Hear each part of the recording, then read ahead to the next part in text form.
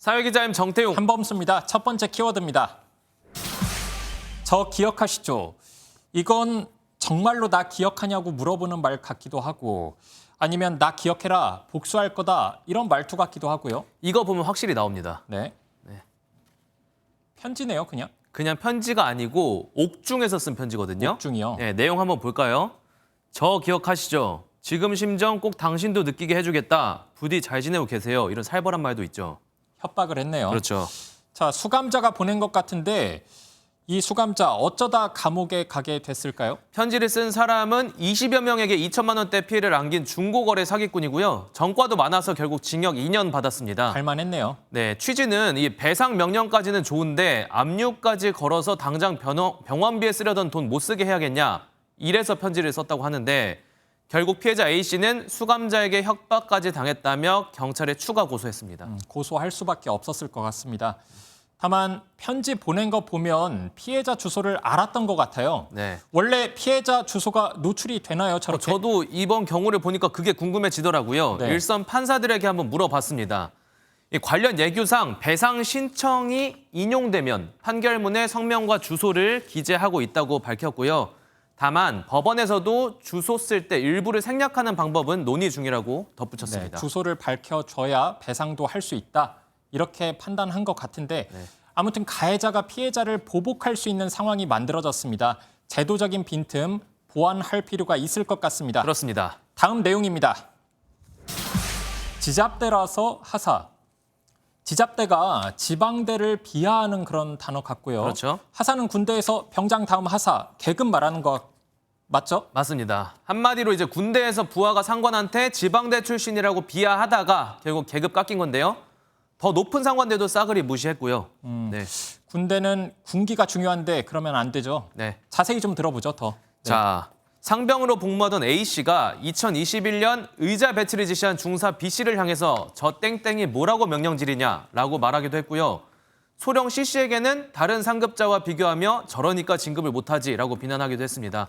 앞서 말씀드렸듯이 하사 D씨에 대해선 지잡대라서 전문 하사나 한다며 대놓고 비꼬기도 했고요. 네, 간도 큽니다. 네. 처벌 받았나요? 강등 징계가 내려졌거든요. A씨는 모욕한 게 아니었다며 처분 취소 소송까지 냈는데 결국 기각됐습니다. 상관의 사회적 평가를 해치는 등 모욕이 인정됐다는 거죠.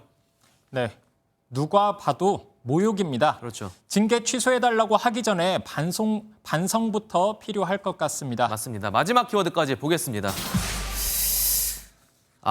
이 백두산 폭발한다는 말은 예전부터 계속 종종 들어왔어요. 네, 최근에 동해에서 지진이 발생하면서 다시 염려가 커지고 있습니다. 그래서 한번 다뤄볼까 합니다.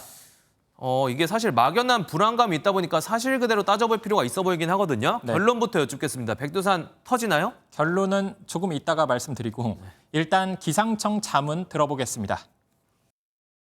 현재 화산 활동이 안정적이기 때문에 둔화 근거는 약하다고.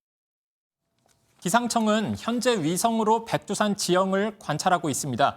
중국과 협조해 백두산에서 나오는 가스와 온천수를 역시 살펴보고 있습니다. 2018년 이후 백두산에 변화가 없었다고 합니다. 마그마 상태가 불안정하다고 볼 근거가 없다는 겁니다. 활동하고 있는 화산이기 때문에 계속해서 잠잠하게 있을 수는 없거든요. 그래서 조금씩 변화는 있지만 큰 변동이 아니고 평균 전후로 이렇게 움직인다고 이해를 하시면 될 것 같아요. 앞선 말들을 종합해 봤을 때 결국 한마디로 백두산 안 터진다는 말이죠. 네, 결론은 안 터진다는 겁니다. 그런데 기상청이 잘못 봤을 가능성도 있잖아요. 그런데 다른 기관이죠. 정부 출연기관 한국지질자원연구원도 폭발은 안 한다고 말합니다. 2005년부터 백두산에 달라진 게 없었다는 거죠.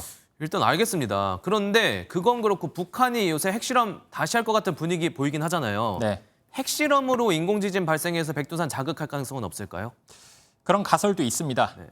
그런데 그것도 용암이 불안정한 상태에서나 해당하는 얘기라고 합니다. 핵실험으로 일어난 지진이 그 정도로 강하진 않을 거란 예측도 있습니다. 어쨌든 정부 말들 들어보면 백두산에 일이 터질 것 같진 않거든요. 왜 자꾸 괴담이 돌까요? 과학이 아닌 심리 문제가 아닐까 싶습니다. 기록에 따르면 백두산은 100년에 한 번꼴로 폭발했고 2025년이 다음 폭발이 일어나는 시점이라고 합니다. 이래서 사람들이 불안해하는데 사실 이조차 증명되지 않은 말에 불과하다고 하죠. 그렇군요. 네, 오늘은 여기까지입니다. 사회기자 M이었습니다. 안녕하세요. 김주하입니다. 공정하고 신속한 MBN 뉴스, 유튜브를 통해서도 만나보실 수 있습니다. 특히 더 많은 뉴스와 라이브를 보고 싶으시다면 오른쪽을 눌러서 구독하시면 됩니다. 어렵지 않죠? 빠르고 정확한 뉴스로 계속 찾아뵙겠습니다. MBN 뉴스를 시청해주신 여러분 고맙습니다.